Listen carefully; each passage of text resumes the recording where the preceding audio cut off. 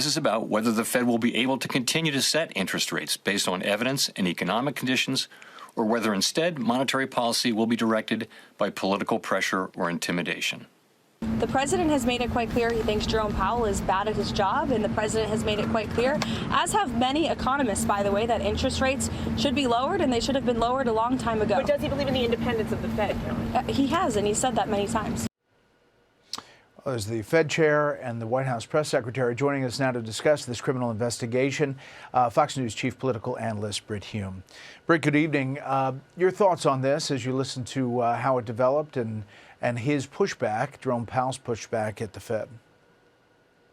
Well, I'm not sure this investigation will ever go anywhere. I doubt very seriously that Jerome Powell lied to Congress in any intentional way. He may have been mistaken in something that he said, but I think he's an honorable man and has tried to serve the country honorably. That doesn't mean he's always been right about interest rates, but think about it this way, Brett.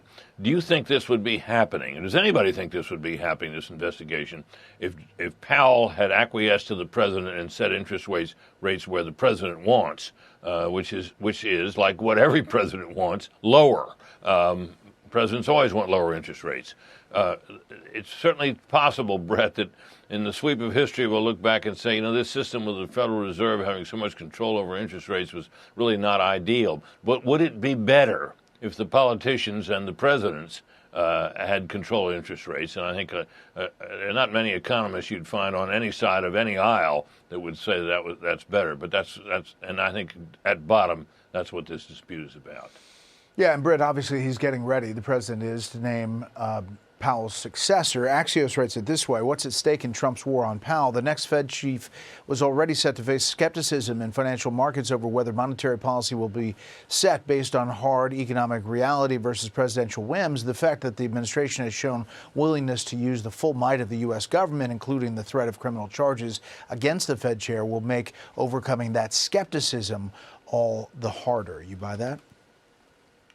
Yeah, I think that's probably right, and I also think this, Brett, that the desired outcome by the president, although he says he didn't have anything to do with starting this investigation, perhaps he didn't, but he would love it if Powell would just quit, and he could name his successor now instead of 4 months from now when the Fed chairman's term expires.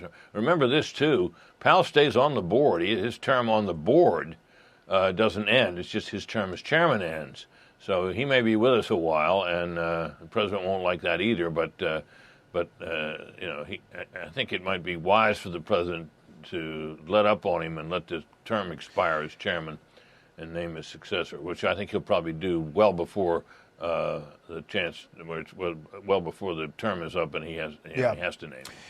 I only have a few seconds here, Britt, but I know you've been looking at those videos from Minneapolis, and we just had that piece. Everyone weighing in. What's your overall take now, this many days after that? I've watched these videos. I think I watched all of them repeatedly.